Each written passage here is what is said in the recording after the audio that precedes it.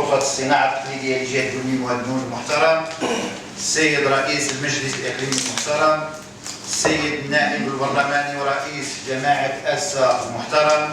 السادة والسيدة رئيسة الجماعات الترابية المحترمون، السادة أعضاء غرفة الصناعة التقليدية لجهة بني مهدنون المحترمون،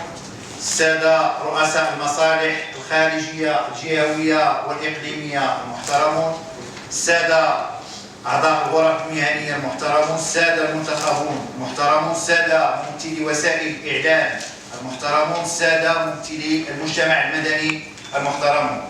حضرات السيدات والسادة، في بداية هذه الكلمة تلقينا ببالغ الأسى والحزن النبأ المفجع لوفاة المشمولة برحمة الله صاحبة السمو الملكي الأميرة لاله لطيفة حرم المغفور له جلالة الملك الحسن الثاني طيب الله مثواه، ووالدة صاحب الجلالة الملك محمد السادس نصر الله يده وأطال عمره، وأصحاب السمو الملكي الأمراء والأميرات. وبهذه المناسبة الحزينة أتقدم باسمي وباسم ساكنة إقليم أسا الزاد بأحر التعازي والمواساة إلى صاحب الجلالة مولانا الملك محمد السادس حفظه الله، وأصحاب السمو الملكي الأمراء والأميرات وجميع أفراد الأسرة الملكية الشريفة. ونسأل الله العلي القدير أن يتغمد الفقيد الكريم بواسع رحمته وكريم غفرانه ويسكنها فسيح جناته، وأن يطيل عمر سيدنا الهمام صاحب الجلالة الملك محمد السادس حفظه الله وأدام عزه ونصره وخلد بالأعمال الصالحة ذكره. إن لله وإنا إليه راجعون. حضرات السيدات والسادة، يشرفني أن ألتقي بكم اليوم بمناسبة انعقاد الدورة العادية ليونيو 2024 لغرفة الصناعة التقليدية لجهة بني مهدنون المنعقدة بمدينة أسا حاضرة إقليم أسا الزاد في إطار تداول دورات الغرفة الجهوية للصناعة التقليدية بكافة أقاليم الجهة، آملا أن تكلل أعمال هذه الدورة بالتوفيق والنجاح حتى نكون جميعا في مستوى طموحات وتطلعات ساكنة هذه الجهة رعايا صاحب الجلالة الملك محمد السادس نصر الله وأيده. وهي فرصة أيضا لا يسعني إلا أن أعرب من خلالها عن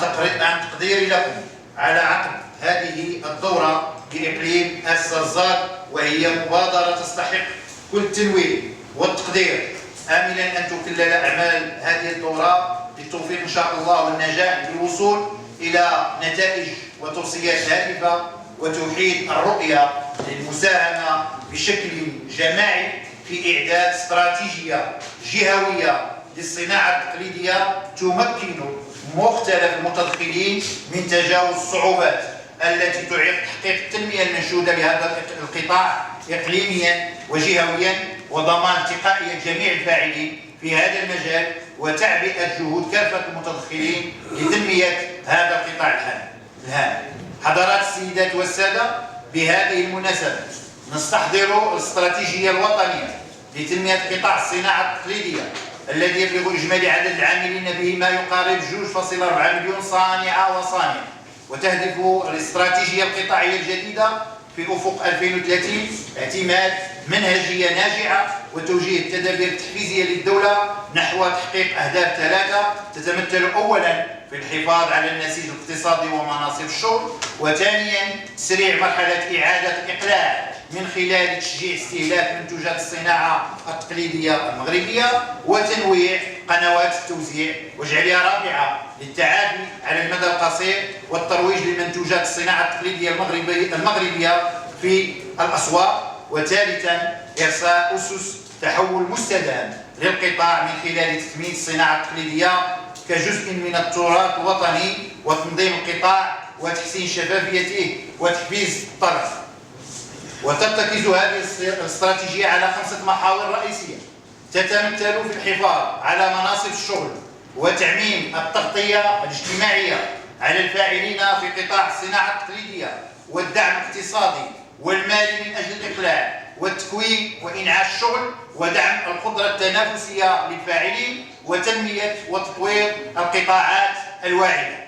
حضرات السيدات والسادة، يتوفر قطاع الصناعة التقليدية بالإقليم على بنية تحتية مهمة تتمثل في مجمعين الصناعة التقليدية بكل من أسا والزاد، وقاعتين للعروض بكل من أسا والزاد والتي انتهت بها الأشغال، كما يتوفر الإقليم على مركز الإبداع التقني بأسا تستغله المديرية الإقليمية للقطاع في التدريس التدرج المهني، ومركزين للتأهيل المهني لتدريس فنون الصناعة التقليدية، وملحقات للتدرج المهني بكل من عوينة الهنا وعوينة الرمان والبويرات، والهدف منه تكوين الشباب المنقطعين عن الدراسة بالعالم القروي. كما قامت المبادرة الوطنية للتنمية البشرية بدورها الواضح في الاستجابة لطلبات تمويل حاملي مشاريع قطاع الصناعة التقليدية من منجزين وصناع تقليديين أعضاء تعاونيات محلية تنفيذا لتوجيهات المرحلة الثالثة من المبادرة الوطنية للتنمية البشرية، والتي تتمثل في تحصيل المكتسبات مع مواصلة العطاء من أجل المزيد من التنمية والعدالة الاجتماعية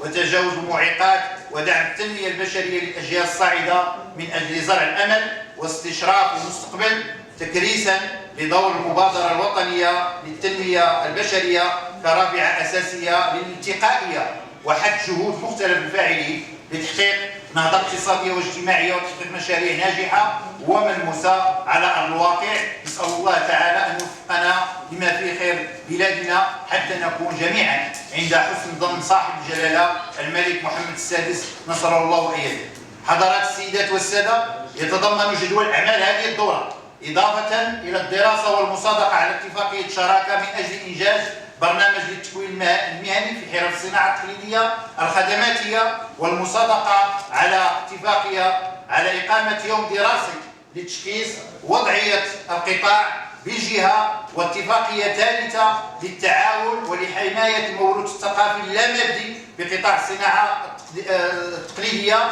يتضمن أيضا 3 نقط بالغة أهمية خاصة بإقليم السزاق، مما يجعلها دورة قطاع الصناعة التقليدية بإقليم السزاق بامتياز، وتتميز في الدراسة والمصادقة على اتفاقية شراكة من أجل مواكبة الصناع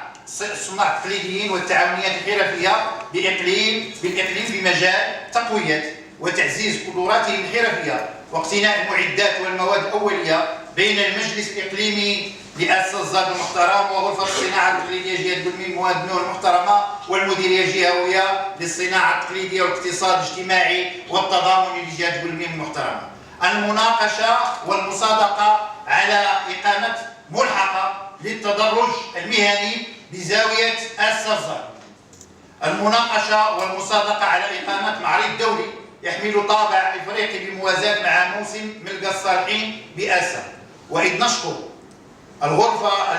الجهوية للصناعة التقليدية لجهة بلميم ودنون رئيسا وكافة أعضاء المجلس على المجهود المبذول لتنمية القطاع وعلى الاهتمام الواضح للقطاع بإقليم السزاق. ولا تفوتني الفرصة إلا أن أتقدم بالشكر الجزيل كذلك إلى السيد المدير الجهوي السي العلوي الذي يقوم بدور جبار في هذا المجال، وأتمنى له التوفيق في المهام ديالو إن شاء الله. وفي الختام نسأل الله العزيز الكريم أن يحفظ مولانا أمير المؤمنين بما حفظ به الذكر الحكيم، وأن يبقيه ذخرا وملاذا لهذا البلد الأمين، وأن يقر عين جلالته بولي عهده صاحب السمو الملكي الأمير المحبوب مولاي الحسن، وأن يشد أزر جلالته بشقيقه صاحب السمو الملكي الأمير جليل مولاي رشيد، وأن يحفظه في سائر أفراد أسرته الملكية الشريفة، إنه سميع مجيب وعلى ما يشاء.